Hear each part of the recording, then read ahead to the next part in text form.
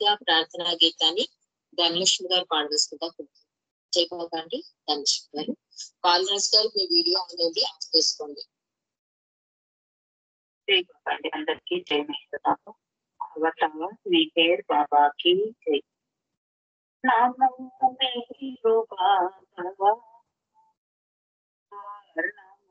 దేవ దేవ, ప్రభు నమో మెహరు బాబా, అవతార నమో దేవ దేవ, అపార దివ్య కృపా సాగర, అపార దివ్య కృపా సాగర, సకల చరాచర జగదోతారా,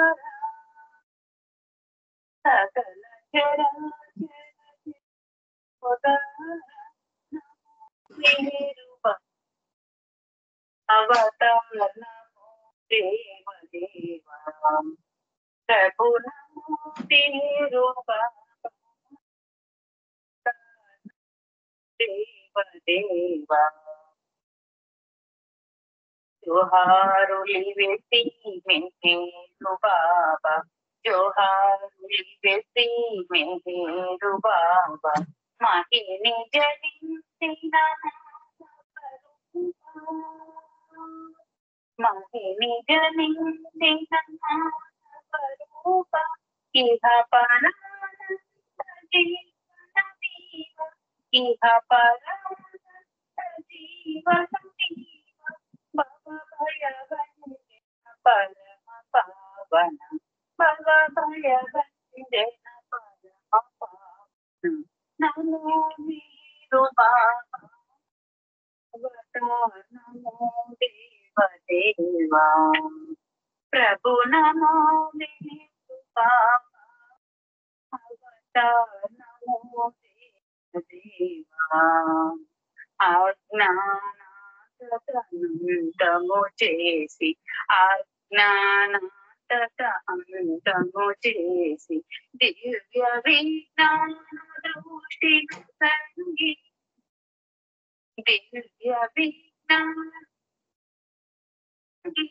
హరిషేద్వర్గములంతరింపగా, హరిషేద్వర్గములంతరింపగా, అవ్యయ మోక్షంబను గ్రహింపు, అవ్యయ మోక్షంబను గ్రహింపు, నమో మెహరు బాబా, అవతార నమో దేవ దేవ, ప్రభు నమో మెహరు బాబా, అవతార నమో దేవ దేవ.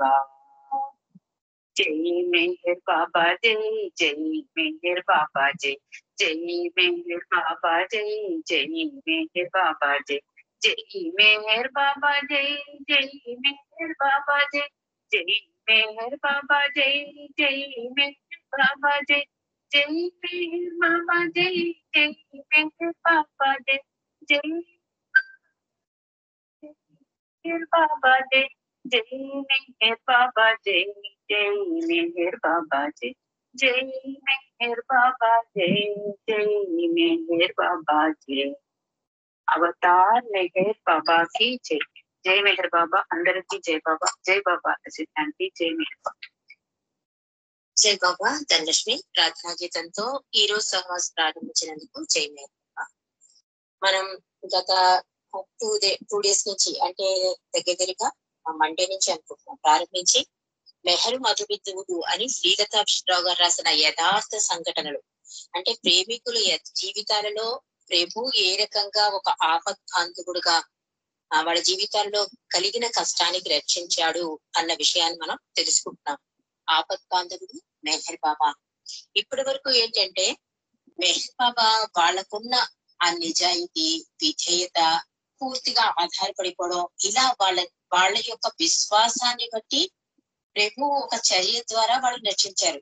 ఒక సర్దార్ సింగ్ విషయంలో చూడండి, అతను దృఢ విశ్వాసంతో జెండా పాతి ఇంకా పులులు రావు ఈ ప్రాంతంకి అంటే బాబాయే ఆ ప్రేమకు బానిసైపోయి ఆయనే కాపలా కాశారు ఆ పులులు రాకుండా.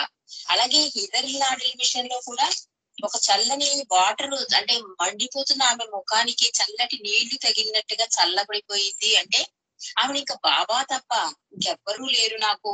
అంటే ఒక ద్రౌపది చూడండి, అన్ని ప్రయత్నాలు చేసేసి ఆఖరికి కృష్ణుడు తప్ప రక్షించేవాడు లేదు అన్నట్టుగా ఆఖరికి పూర్తిగా బాబాయే నువ్వు రక్షించు అని అడగడం వలన ఆవిడ ఎలా సేవ్ అయింది. అంటే ఏ ఆపరేషన్ లేకుండా ఆ కాలిపోయిన ముఖం అంతా మళ్ళీ మామూలు యథాస్థితికి వచ్చే వరకు బాబా ఆవిడని కాపాడారు.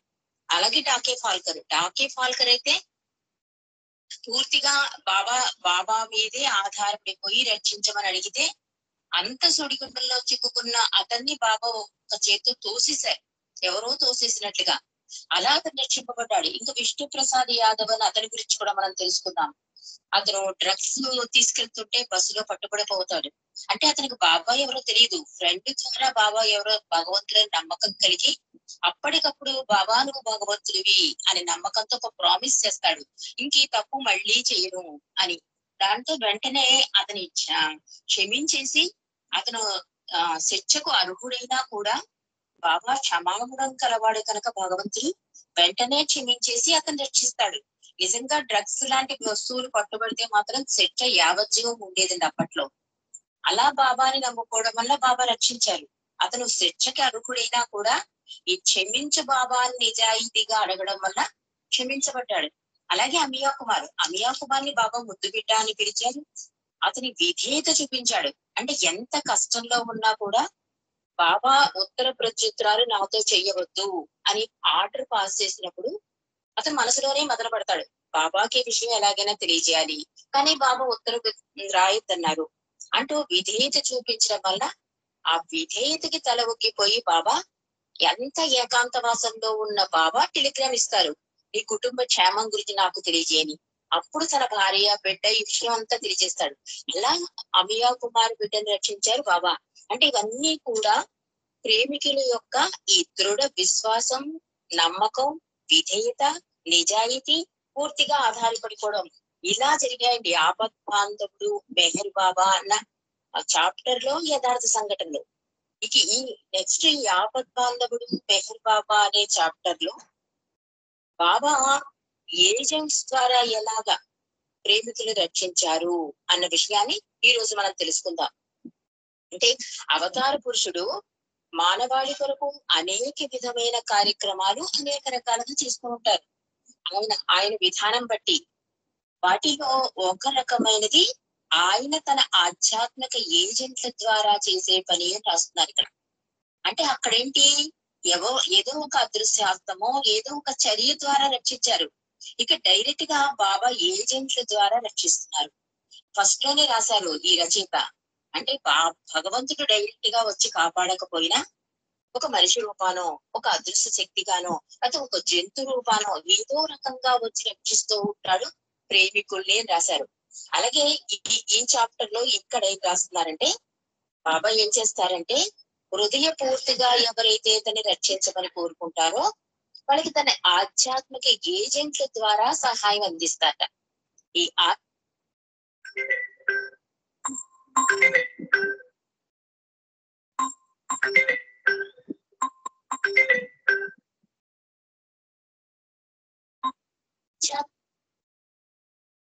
పురుషుని విశ్వ కార్య నిర్వహణలో ఆయనకు చేయూతగా ఉండి ఆయన చెప్పినట్లు ఆయన అనుజ్ఞ ప్రకారం పనిచేస్తూ ఉంటారు.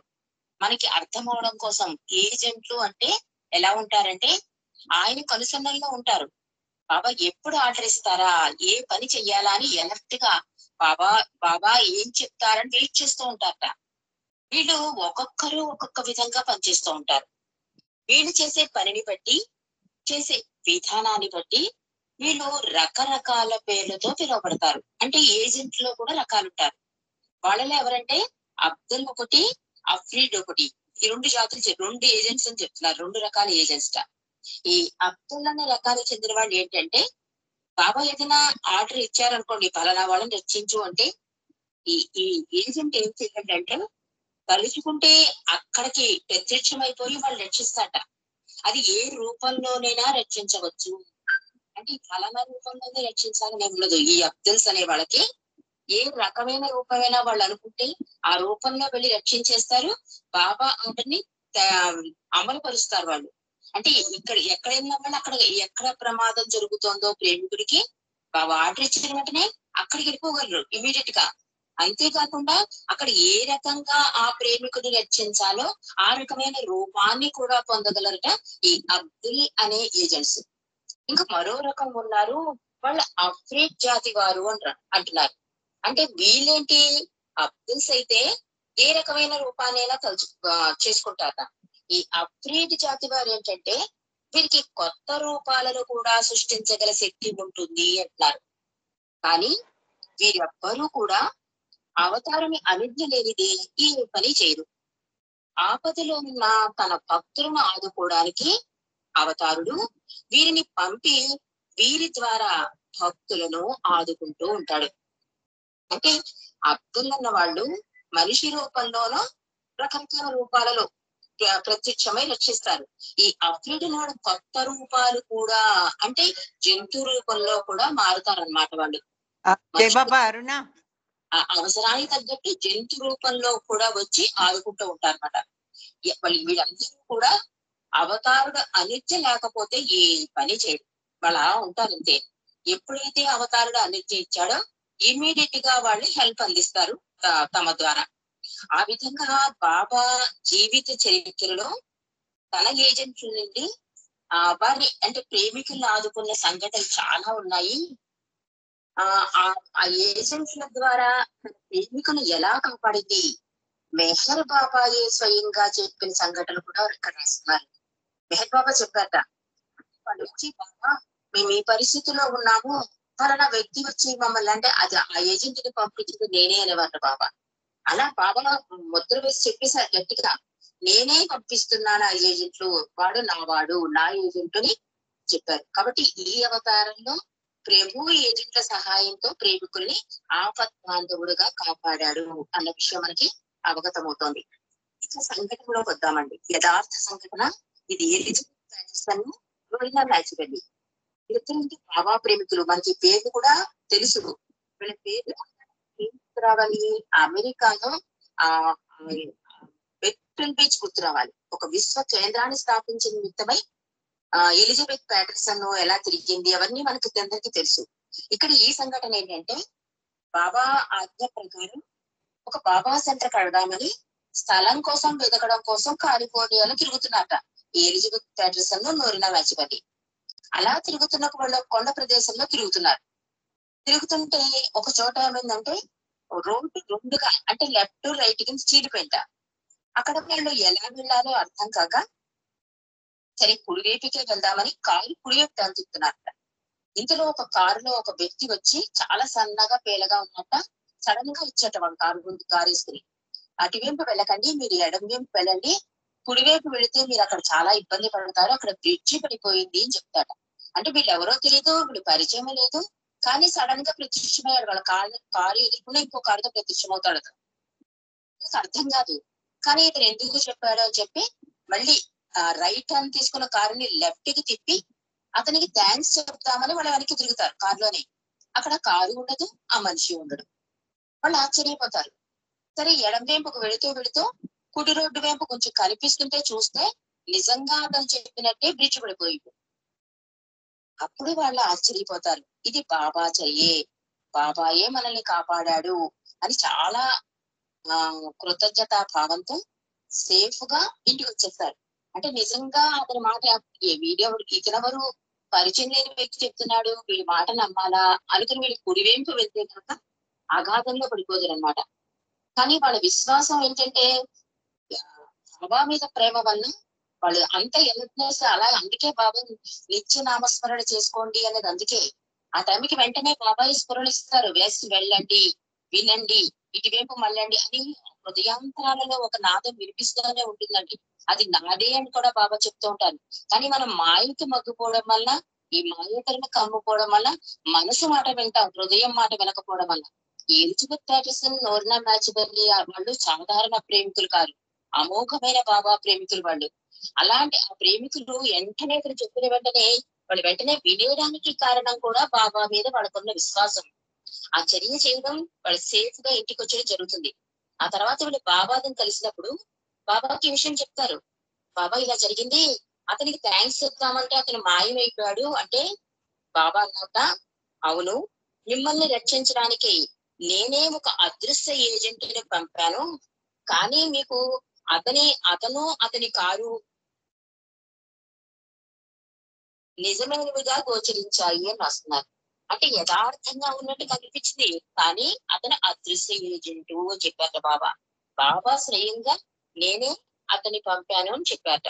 కాబట్టి ఆపదలో ప్రేమికుడు ఉన్నాడు అంటే సర్వాంతర్యామి, ఆయనకి ఏ మూల ఏది జరుగుతుందో అని తెలిసిపోతుంది. అందుకే శివరాజ్ఞ లేనిది చీమైనా పుట్టదు, నా ఇచ్చే ఇదంతా నడిపిస్తోంది, దైవేచ్ఛ లేనిదే దైవాన్ని ప్రేమించలేము. ఇవన్నీ బాబా చెప్పడానికి గల కారణం ఏంటంటే నడిపించేది అంతా ఆయనేనండి. కానీ మనకి పెద్దవాళ్ళు చెప్పిన అర్థం కాదు. శివరాజ్ఞ లేనిదే చీమైనా పుట్టదు, ఆకేనా కదదు అంటారు ఏంటి అంటే దానికి అర్థం ఏంటంటే ఆయన సర్వాంతర్యామి అయిపోయాడు అవతార పురుషుడు మెహర్ బాబా. కాబట్టి ఏ మూల ఏది జరుగుతోంది, తన ప్రేమికులకు ఏ ఆపద జరుగుతోంది, ఆయనే ఎలక్ట్ గా ఉంటాడండి మనకన్నా కూడా.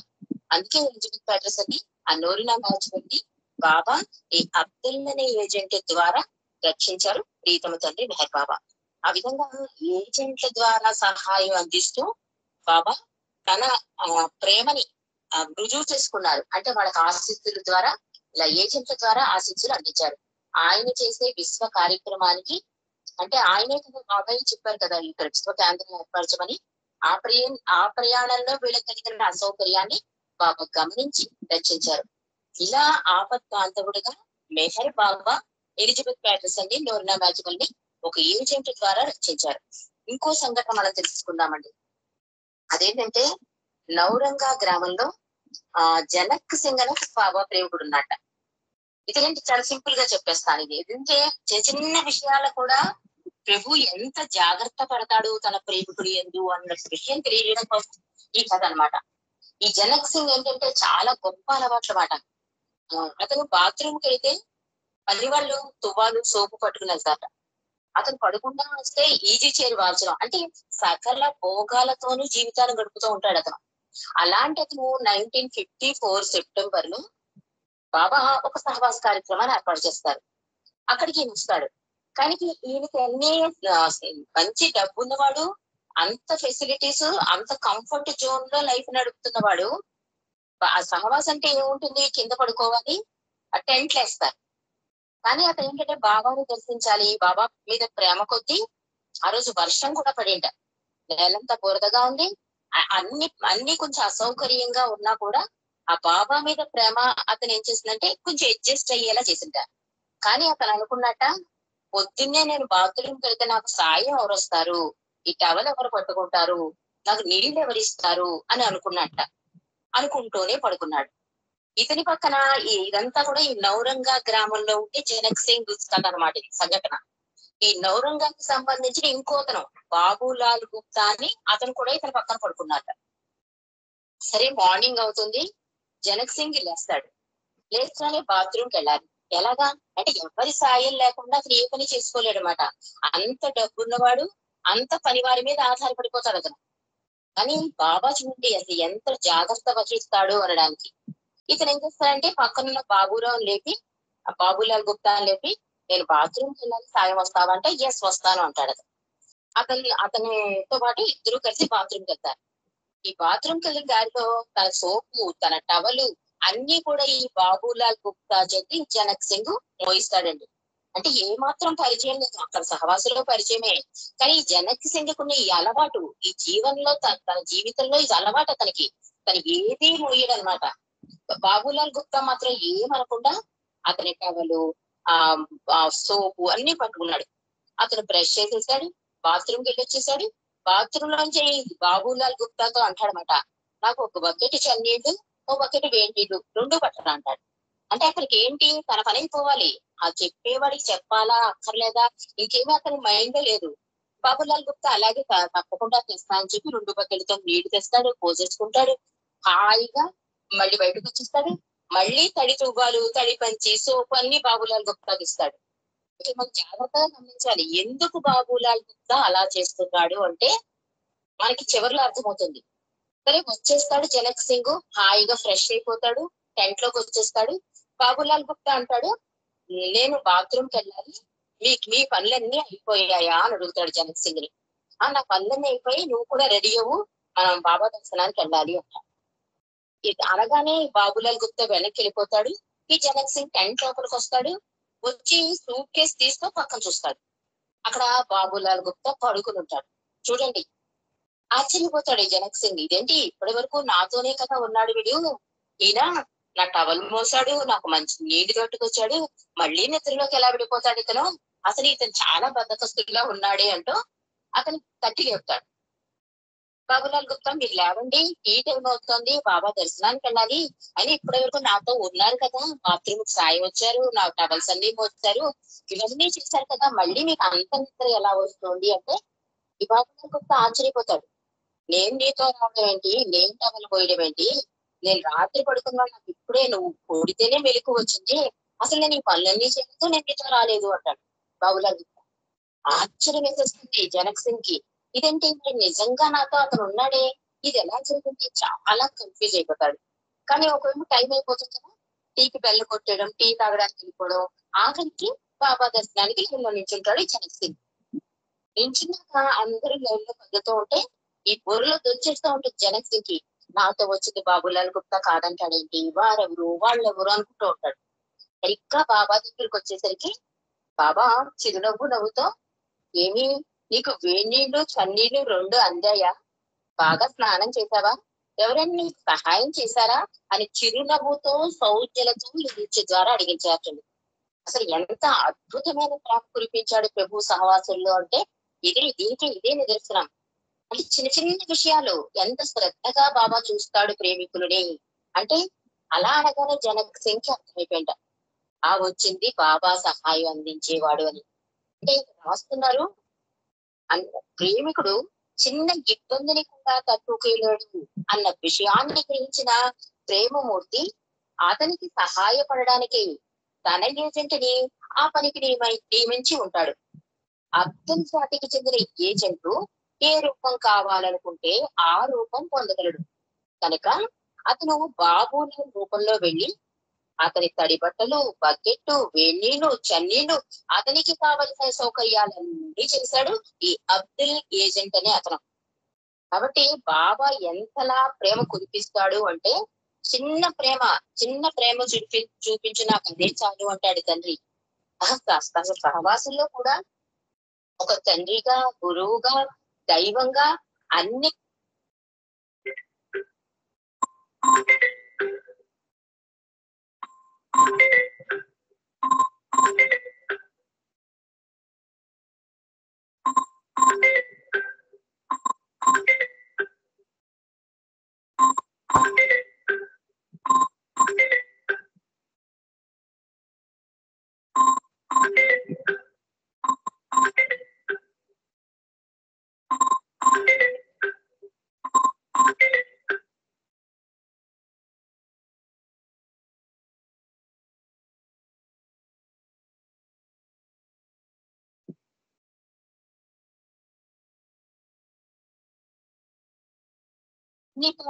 సమపాడలో పోషించారు బాబా 100% అంటారు ఇచ్చి.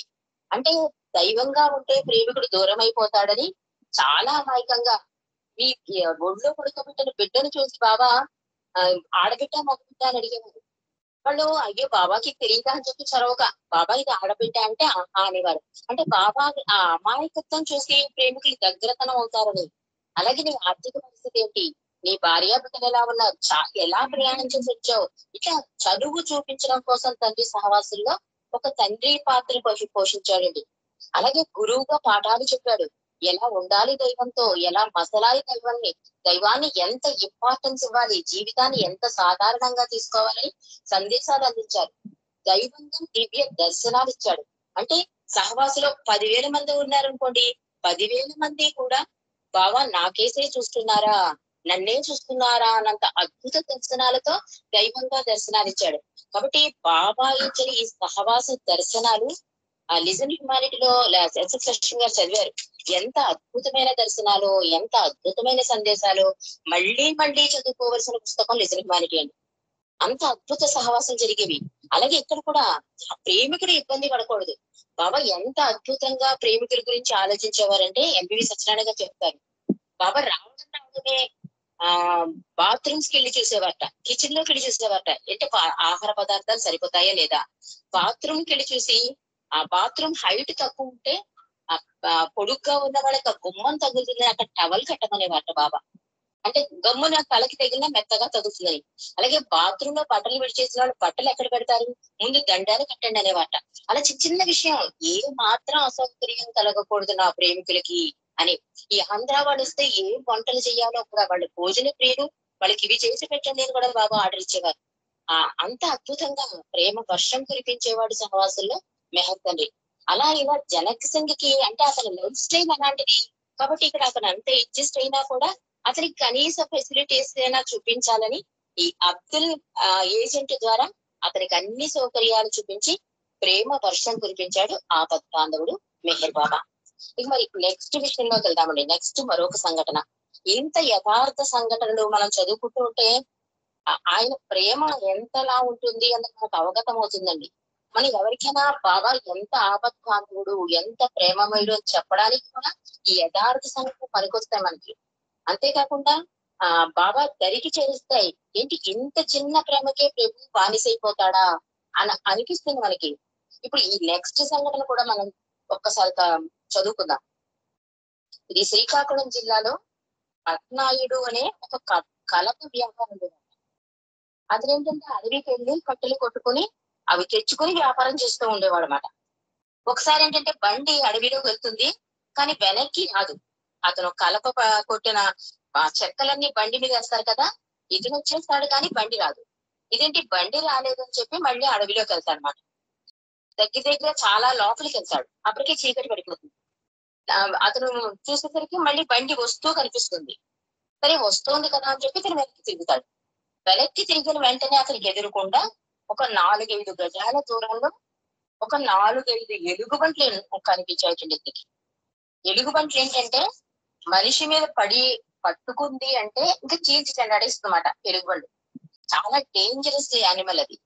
ఇక్కడికి పై ప్రాణాలు పైకి పోతాయి. ఎలా రక్షించాలి, నన్ను రక్షించబడతాను నేను అని ఆలోచించి వెంటనే అప్పుడు బాబా భౌతికంగా ఉన్నారు. వెంటనే అతనికి మైండ్ లో ఇంకేది రాలేదు. బాబా బాబా రక్షించు, నీకు చాలా గట్టిగా అరిచేటండి. అది చాలా నిర్మానుష ప్రదేశం, ఎలుగుబంటు అరణ్యంలో ఉంది, చీకటి పడుతోంది, చేతిలో ఏ ఆయుధం లేదు అతనికి. బాబా అనే నామ ఆయుధాన్ని ఉపయోగించాడు అతను. వెంటనే ఎక్కడో ఒక మూల నుంచి లోపల నుంచి ఒక ముసలకంటండి ఒక కర్రకి కత్తి కట్టి ఉంటుంది, దాన్ని కత్తు అని రాశారు అక్కడ. అది పట్టుకుని మీదకి ఆ ఎలుగుబండ్ల మీదకి వెళ్ళాడు. ఎప్పుడైతే ఇతను సడన్ గా మీదకి వెళ్ళేసరికి ఆ ఎలుగుబండ్లన్నీ వెనక్కి పక్కకి తప్పుకున్నాయి. అతను అలా వాటిని బెదిరిస్తూ అలా అంటే ఈ పట్నాయకి దూరంగా నెట్టేయడం కోసం ఎలుగుబండ్ని తరుపుకుంటూ అలా అరణ్యంలో వెళ్ళిపోయాడు. ఈ పట్నాయకు అమ్మయ్య ఎలుగుబండి నుంచి పాపం దేవుళ్ళ నన్ను రక్షించాడు, ఈ వెనకడికి వెళ్ళిపోయాడని చెప్పి చూస్తే ఎక్కడా మనిషి కనిపించలేట. కానీ అతను పరిచయస్తుడైన మనిషి పట్నాయకి, అతని ఊళ్ళోనే ఉంటూ ఉంటాడు అతను. ఇతను కూడా వెళ్ళిపోయాడేమో ఇంటికి అని చెప్పి దారిలో వస్తూ ఆ ముసలాయన అతనికి కూడా కృతజ్ఞతలు చెప్పేద్దాం, ఎంత అద్భుతంగా నన్ను రక్షించాడు, కాకపోతే ఎలుగుబండ్ల బారి నుండి నేను ఈ పాటికి అయిపోయి ఉండేవాడిని, అతను వచ్చి రక్షించడం వల్లే బాబా అతన్ని రప్పించారు కనుకే నేను రక్షింపబడ్డాను, ఎలాగో అలాగా అతని ఇంటి నుంచే వెళ్తున్నాను కనుక కృతజ్ఞతలు చెప్పేసి వెళ్ళిపోతామని చెప్పి అతని ఇంటికి వెళ్తారు. ఆ ఇంట్లో ఆడవాళ్ళు అంటారు, లేరండి ఆయన హరికథ వినడానికి గుడికి వెళ్ళిపోయారు అంటారు. ఆ పోలే గుడికి వెళ్ళి చెప్తాం పోనీ ఎప్పటికప్పుడు చెప్పేయాలనే కుతూహలం అన్నమాట. అంత ప్రాణం నుండి రక్షించబడ్డాడు కదా, అందుకని వెంటనే కృతజ్ఞతలు చెప్తామని గుడికి వెళ్ళి అతను కలుస్తాడు.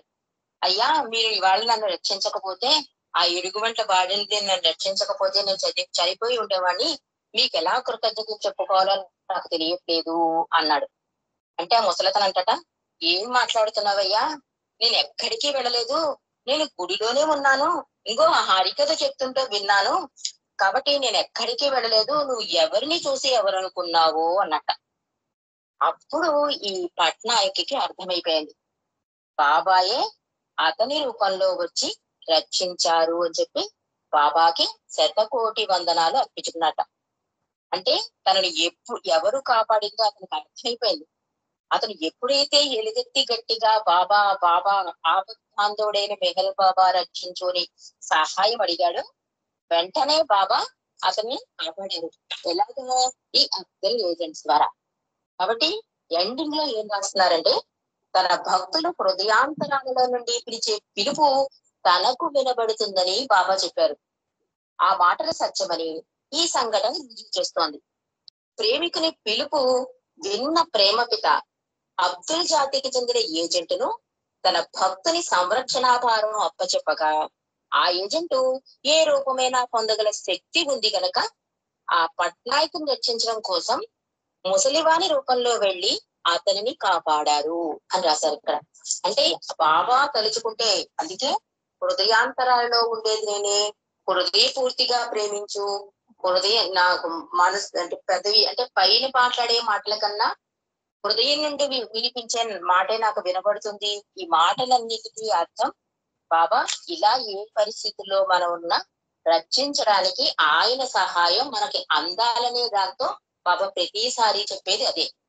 ఇక నెక్స్ట్ కథలోకి వెళ్దామండి, నెక్స్ట్ సంఘటనలోకి వెళ్దాం. ప్రేమతో పిలిచిన భక్తులను వివిధ మనుష్యుల రూపంలో ఆదుకోవడమే కాక జంతువుల ద్వారా కూడా తన ప్రేమికులను ఏ విధంగా బాబా కాపాడారో మనం తెలుసుకుందాం రాస్తున్నారు. అంటే ఇప్పటిదాకా మనిషి రూపంలో రక్షించారు, అంతకు ముందు ఒక చర్య ద్వారా రక్షించారు. ఇక్కడ ఏంటి జంతువుల ద్వారా ఎలా రక్షించారు అన్నది ఇక్కడ తెలియపరుస్తున్నారు. ఇక్కడ 2 సంఘటనలు ఉన్నాయండి. ఆ 2 సంఘటనలు మనం తెలుసుకుంటే ఈ ఆపత్ బాంధవుడు అనే చాప్టర్ ముగిసిపోతుంది. ఆ తర్వాత విధేయత శిక్షకుడు మెహర్ బాబా అని రాశారు. అవి ఏం చదువుకుందాం. ఇక ఈ 2 సంఘటనలో అంటే జంతు రూపంలో వచ్చి రక్షించిన ఆ సంఘటన మనం చేసుకుందాం. ఇవి యథార్థ సంఘటనలు గనక ఇక్కడ ఆ ప్లేస్ అయ్యరు కూడా రాస్తున్నారు. ఇక్కడ ఉత్తర హిందూస్థానంలో ముష్కరా అనే గ్రామంలో బాబురాం వ్యాస్ అనే బడిపంతుడు ఉన్నాడు. అతను మెహర్ బాబా ప్రేమికుడు. అతని తల్లి జాగ్రని దేవి. ఆవిడ ఏంటంటే మేకలు కాసుకుంటూ ఉండేట. అది 1960లో జరిగిన సంఘటన అండి. ఆవిడ ప్రతిసారి కూడా మేకలను కాసుకుందుకు వెళ్తూ ఉంటుంది. అంటే ఆ మేకలు తిప్పుతారు కదా, అలా తిప్పుతున్నప్పుడు ఒకసారి ఏమవుతుందంటే చీకటి పడిపోతుంది. ఈవిడ వెనక్కి వచ్చేస్తుంటే ఒక 20 ఏళ్ల వయసు గల ఒక కుర్రాడు చేతిలో దుడ్డు కర్రతో ఈ మీదకి వస్తాడనమాట. అంటే దొంగ అన్నమాట తను. ఈ మీద రాగానే నేను ఎవరో తెలుసా, ఈ ఒంటి మీద నగలని ఇచ్చేసే రాకపోతే నేను చంపేస్తాను. ఆవిడ సడన్ గా హఠాత్ పరిణామానికి అడిగిపోయి నేను ఇవ్వను అంటుంది. ఇవ్వనంటే ఒక్క తోపు తోసేసి ఆమెని ఇంకా చంపడానికి ప్రయత్నిస్తాడనమాట, ఆ నగలు తీసుకోవడానికి. దొంగడు కదా, ఏదైనా చేయగలడు కదా. ఆవిడ సరే ముసలిది. వెంటనే ఆవిడ ఇంకా రక్షించేవారు బాబాయి అని తెలుసుకుని చాలా గట్టిగా మెహర్ బాబా మెహర్ బాబా అని చాలా గట్టిగా అరుస్తుంట. ఆ దొంగడు నవ్వుతాట, అసలు ఇక్కడ ఎవ్వరు జనాలు లేరు, ఎవడు రక్షిస్తాడు అనుకుంటున్నావు, నిన్ను ఎవడు రక్షించేవాడు లేదు, మర్యాదగా ఇచ్చేస్తే నగలు నేను వదిలేస్తా, లేకపోతే నేను చంపేస్తా అని. మళ్ళీ బాబా బాబా రక్షించు, ఇది బాబా ఉన్నప్పుడు జరిగిన సంఘటన. అంటే ఆ వెంటనేటండి 4 ఆవులటండి, ఎక్కడి నుంచి వచ్చాయో తెలియట. ఒకటి ఎర్రది, నలుపుది, తెలుపుది, ఏదో కలర్స్ కూడా రాశారు. అవి పెద్ద పెద్ద కొమ్ములతో ఎక్కడైతే ఈమెను పడదోసేసి చంపేద్దామని చూస్తున్న ఆ దొంగాడి మీదకి ఒక ఎర్ర వచ్చేసి కొమ్ములతో పొడిచేసింట. ఇంకో ఆవు ఈవిడికి కాపలాగా ఉంటా, ఇంకో ఆవు అయితే ఇద్దరిని చుడుతూ కాపలాగా వస్తోంది. అంటే ఈ దొంగడు పారిపోకుండా చూడడం కోసం, ఈవిని రక్షించడం కోసం. అలా ఈవిని రక్షించేటటువంటి 3 ఆవులు. ఆ వెంటనే ఆవులు అలా మీద పడేసరికి అతను వెంటనే పరిగెట్టుకుని పారిపోయాట. ఈ సంఘటన ఎలా జరుగుతుందంటే చాలా ఆశ్చర్యచకితంగా ఉంది. అంటే జంతువుల నుండి కూడా భగవంతుడు రక్షిస్తాడు, అంటే జంతువుల ద్వారా భగవంతుడు రక్షిస్తాడు అనడానికి ఇది ఒక సంఘటన. ఆ ఆవులు ఏంటంటే దొంగాడు పారిపోవడమే కాకుండా ఆవిడ మళ్ళీ క్షేమంగా ఇంటికి చేరే వరకు ఆవిడతో పాటు వచ్చేటండి ఆ 3 ఆవులు కూడా. ఈ సంఘటన బాబాకి చెప్తే బాబా అన్నట్ట, భగవంతుడు సర్వాంతర్యామి, తనను మనస్ఫూర్తిగా ఎవరైనా పిలిస్తే అది ఆయనకు వినబడి తీరుతుంది, అట్టి వారిని ఆయన ఎప్పుడు ఆదుకుంటూనే ఉంటాడు అని అన్నట్ట బాబా. ఇలా జరిగింది బాబా, ఎక్కడి నుంచి వచ్చాయో ఆవులు తెలియదు, మా తల్లి గారిని రక్షించాయి అంటే అప్పుడు బాబా చెప్పారు, ఇలా అఫ్రీద్ జాతి ఏజెంట్ ద్వారా నేను సహాయాన్ని అందించాను, వాళ్ళు జంతు రూపంలో కూడా మారగలరు, భగవంతుడు సర్వాంతర్యామి, ఏ మూల ఎక్కడ జరిగినా ఎవరు ఎంత హృదయపూర్తిగా పిలిస్తే నేను సహాయం అందించకుండా ఉండలేను అని చెప్పి బాబా చెప్పారట. కాబట్టి ఆర్తత్రాణప్రాయుడైన మెహర్ బాబాకు తన ప్రేమికురాలి హృదయ లోతుల నుండి దూసుకుని వచ్చిన ఆ పిలుపు వినబడి వెంటనే ఆమెను రక్షించే బాధ్యత ఒకానొక అఫ్రీద్ జాతి ఏజెంట్ కి అప్పచెప్పి ఉంటారు అని రాస్తున్నారు. అంటే అఫ్రీద్ జాతి ఏజెంట్ ఏంటంటే చాలా సర్వశక్తిమంతుడు, కొత్త కొత్త రూపాలనే సృష్టించగల సామర్థ్యం కలవాడు. వెంటనే అంటే 3 ఆవుల రూపంలో వచ్చాడు అంటే ఇది అఫ్రీద్ జాతి ఏజెంట్ కనుక వాళ్ళు చాలా శక్తి ఉంటుంది, వాళ్ళు ఏ రూపంలోనైనా రాగలరు, అలాగే జంతు రూపంలో వచ్చారు అని రాస్తున్నారు. అంటే ఏ జీవికి అంటే ఆ ప్రదేశంలో ఆ కీకారణ్యంలో ఎవరూ లేని ప్లేస్ లోకి ఆవులు వచ్చాయి అంటే బాబా అలా ఏజెంట్ల ద్వారా రక్షించారు ఆవిడ్ని. ఆ ప్రదేశంలో తన పిలుపు వినడానికి ఎవరైనా ఉన్నారా లేదా అని సంశయం ఆమెకి లేదు. ఇక్కడ మనం గమనించవలసింది అది.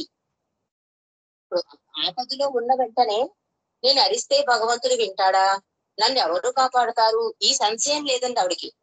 బాబా భగవంతుడు, ఆయన సర్వాంతర్యామి, నేను కనుక పిలిస్తే ఆయన తప్పక రక్షిస్తాడు. ఇదే దృఢ విశ్వాసం అంటారు చూసారా, నమ్మకం. అది అందువల్ల ఆ దాని వల్ల రక్షింపబడింది అంటున్నారు ఇక్కడ. అంటే ఆ కీకారణ్యంలో నా పిలుపు ఎవరు వింటారు, ఎవరు నన్ను రక్షిస్తారు అన్న సంశయం ఆవిడికి లేదు. కేవలం బాబా భగవంతుడిని విశ్వసించి భగవంతుడు సర్వాంతర్యామి, ఆపద్బాంధవుడు కనుక తన పిలుపు ఆయనకు తప్పక వినబడి తీరుతుందని, తనని తప్పక ఆదుకుంటాడని ఆమె దృఢమైన విశ్వాసమే భగవంతుడైన మెహర్ బాబాకు వినిపించి ఆమెను రక్షించడానికి పూనుకున్నారు మెహర్ బాబా అని రాశారు. ఎంత అద్భుతమైన కథ ఇది కూడా. ఇక నెక్స్ట్ జిఎస్ఎన్ మూర్తి గారు లైఫ్ లో జరిగిన ఇన్సిడెంట్ చదివేసుకుని మనం సంకీర్తనలో వెళ్ళిపోదామండి. జిఎస్ఎన్ మూర్తి గారు మనందరికీ తెలుసు, అద్భుత బాబా ప్రేమికులు. ఆవిడ భార్య సావిత్రి గారు ఒకసారి ఉత్తర హిందూస్థానంలో వశిష్ఠ గుహకు ప్రయాణం అవుతారట. వశిష్ఠ గురువు అంటే శ్రీరాముడు గురువైన వశిష్ఠ మహర్షి ఉన్న గుహకి వెళ్దామని చెప్పి ప్రయాణం అవుతారు. అది మెహర్ బాబా కూడా ఒకసారి వెళ్ళాక వశిష్ఠ గుహకి. వీళ్ళు ఏంటంటే డెహ్రాడూన్ నుంచి బయలుదేరతారు. తీరా చూస్తే దారిలో ఒక బస్సులో బయలుదేరతారు, బస్సు రిపేర్ వస్తుంది. సడన్ గా బస్సు ఆగిపోతే డ్రైవర్ చెప్తాడు, ఈ బస్సు ఇంకా రిపేర్ అవ్వదు, ఏదైనా బస్సు వస్తే మీరు అందరూ వెనక్కి డెహ్రాడూన్ వెళ్ళిపోండి, ఇది అవ్వదు, కుదరని పని అని చెప్తాడు. అందరూ వెంటనే ఏదో డెహ్రాడూన్ బస్సు వస్తే వెనక్కి వెళ్ళిపోతారు. కానీ జిఎస్ఎన్ మూర్తి గారు భార్య మాత్రం వెనక్కి వెళ్ళదు. ఎలాగైనా ఈ వశిష్ఠ గుహ చూడాలి, ఇదే వీళ్ళకి ఆశ అన్నమాట. అనుకుని ఏం చేస్తారు, ఒక 4-5 మైళ్ళ దూరంలో ఉంది కనుక నడుచుకుంటూ వెళ్ళిపోదామని చెప్పి నడుస్తూ ఉంటారు. అప్పటికే సన్నగా చీకటి పడుతూ ఉంటుంది, వర్షం వచ్చేలా మేఘాలు ఉంటాయి, గాలి వీసేస్తూ ఉంటుంది. అయినా వీళ్ళేంటంటే వీళ్ళకున్న కోరిక వలన గబగబా నడుస్తూ ఉంటారు. కానీ సడన్ గా వాతావరణంలో మార్పు వచ్చేసి పెద్ద వర్షం పడడం, చీకటి అయిపోవడం, అసలు దారి కూడా తెలియలేనంత చీకటి పడిపోతుంది. ఏం చేయాలో వాళ్ళకి అర్థం కాదు. ఇటిల్లాలో రోడ్డు దూరం తెలియదు, ఆ రోడ్డు కూడా లైట్లు లేవు, ఆయన బ్యాటరీ లైట్ అంటారు కదా, అది కూడా తెచ్చుకోలేదు ఆయన. ఏం చేయాలి ఈ పరిస్థితుల్లో, బాబా తప్ప, ఎందుకంటే అద్భుత బాబా ప్రేమికుడు కనుక బాబా తప్ప మనల్ని రక్షించేవాడు లేరు అని చెప్పి తన భార్యకి ధైర్యం చెప్పి ఒక ప్లేస్ లో నించుని బాబా నామం జపం చేస్తున్నట్టండి వాళ్ళిద్దరూ కూడా. ఎంత అందుకే బాబా అంటారు, అవసాన గడియల్లో కానీ ఆపద సమయంలో కానీ నా నామాన్ని గుర్తుకు రావాలంటే ఇప్పటి నుంచి నా నామాన్ని చేయడం ప్రయత్నించండి అనేది. అందుకే బాబా ఎప్పుడైతే జిఎస్ఎన్ మూర్తి గారు ఈ నామాన్ని స్మరిస్తూ ఉంటారో అక్కడికి ఒక పెద్ద జంతువు కనుక వచ్చింది వాళ్ళ ముందుకి. అంటే చీకట్లో వాళ్ళకి తెలియలేదు. ఆ తర్వాత నెమ్మదిగా దగ్గరగా చూస్తే అది ఒక కుక్కటండి, ఆల్సేషన్ కుక్క అంటారు కదా, చాలా ఎత్తుగా బలంగా ఉందిట. ఈ కుక్కను చూడగానే పాప సావిత్రి గారు భయపడిపోయి ఇది ఏం చేస్తుందో అని చెప్పి ఇంకా గట్టిగా బాబా బాబా బాబా నడిచాట.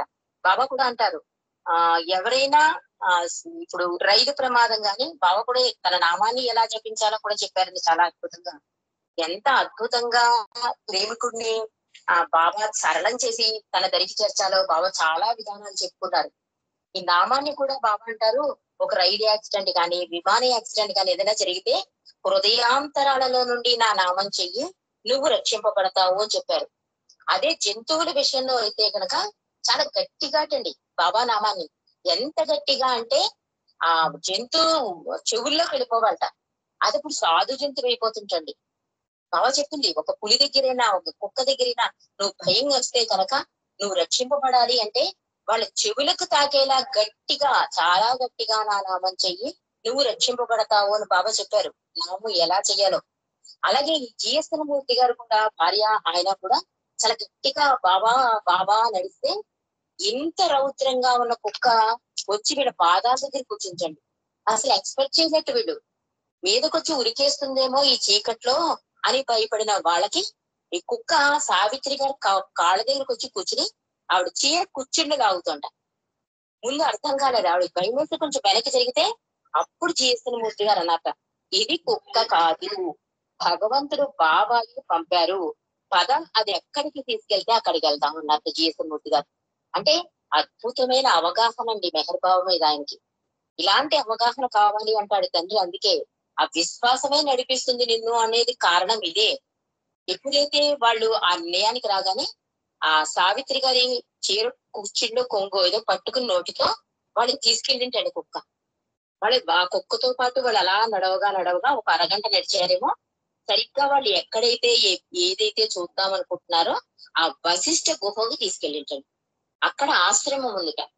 ఆశ్రమంలో ఒక శిష్యుడు చూసి, ఇంత చీకటిలో మీరు ఎలా వచ్చారు, ఈ వానలో ఎవరు తీసుకొచ్చారు, మీకు దారి ఎలా తెలిసింది అంటే జిఎస్ఎన్ మూర్తి గారు మొత్తం చెప్పారు.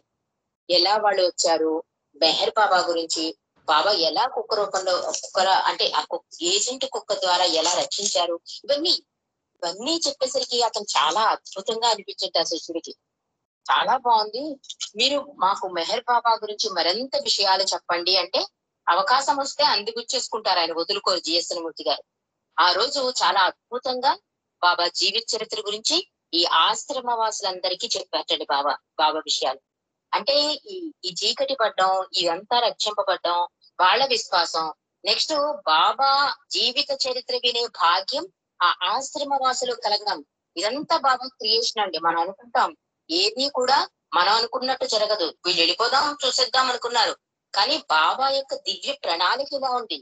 వాళ్ళని రక్షించేసి ఆశ్రమ వాసులకి తన జీవిత చరిత్ర వినే భాగ్యాన్ని కలిగించాడు మెహర్ ప్రభు. కాబట్టి ప్రేమావతారుడు మెహర్ బాబా అని ఉద్ఘటిస్తూ మొదలెట్టారు జిఎస్ఎన్ మూర్తి గారు. అంటూ ఈ బాబా గురించి చెప్తూ చివరిలో జిఎస్ఎన్ మూర్తి గారు అన్నట్ట, అలాంటి ప్రేమమూర్తి అయిన అవతార్ మెహర్ బాబా కౌగిలి పొందిన భాగ్యశాలిని నేను. ఆనాటి రాముణ్ణి ఆ రామునిపై గల ప్రేమ హృదయంలో చేసింది అంటే ఆ రాముణ్ణి హృదయంలో నింపుకున్న హనుమంతుడు ఎంత ఆ ప్రేమ హృదయంలో పెట్టుకున్నాడో రాముణ్ణి హనుమంతుడు, అలాగా మెహర్ బాబా కౌగిలిలో పొందిన భాగ్యశాలిని నేను అని చెప్పి బాబా గురించి, ఆ ప్రేమ తత్వం గురించి, ఆయన జీవిత చరిత్ర గురించి చెప్పి ఆయన ధరించుకోవడమే కాక అక్కడ ఆశ్రమ వాసులను కూడా ధరింపచేశారు జిఎస్ఎన్ మూర్తి గారు. కాబట్టి ఇక్కడ చివరిలో ఏం రాస్తున్నారంటే, దారి పుల్లు కానరాని ఆ చిమ్మ చీకటిలో నిస్సహాయుడై నిలబడిపోయిన తన ప్రేమికులను రక్షించే భారం తనదేననుచు వారిని రక్షించవలసిందని తన ఏజెంట్కు పురమాయించి అతని ద్వారా వారికి సహాయం అందించి ఆదుకున్న ఆపద్బాంధవుడు మెహర్ బాబా అని ముగించారు. అంటే ఇలా ఆపద్బాంధవుడిగా మెహర్ ప్రేమికుల జీవితాలలో జరిగిన యథార్థ సంఘటనలు తెలుసుకోవడం వలన ప్రభు యొక్క ప్రేమ స్థాయి ఎలాంటిది, ఎలా ప్రేమికుల బానిస అని బాబా అంటారో దానికి అర్థం మనకి అవగతమవుతుందండి ఈ సంఘటన ద్వారా. ఇంత అద్భుతమైన ఆపద్బాంధవుడు మెహర్ బాబా అంటూ రాసిన మనకు అందించిన శ్రీలత విష్ణురావు గారికి మనం చాలా జయబాబాలు ధన్యవాదాలు చెప్పుకోవాలి. లేకపోతే మనం చదువుకోలేకపోదాం, తెలుసుకోలేకపోదాం. ఆ ఇంగ్లీష్ బుక్ లో అన్ని కూడా ఒక చోట చేర్చి ప్రతిదీ కూడా కళ్ళకు కట్టినట్లు మన కళ్ళ ముందు కనబడతాయి మాట. ఆ జిఎస్ఎన్ మూర్తి గారి గురించి చెప్పిన, ఆ సర్దార్ ప్రీతం గురించి చెప్పిన, ఎవరి గురించి చెప్పినా ఆ సంఘటన మనకు కనిపిస్తూ ఉంటుంది. విశ్వాసం అంటే ఇదే, విధేయత అంటే ఇదే, ఇది చూపిస్తే ప్రభు కరిగిపోతాడు అనే అవగాహన మనకి కలిగిస్తాయి ఈ సంఘటనలు. అవతార్ మెహర్ బాబాకి జై. జై బాబా అండి, అందరికీ జై బాబా.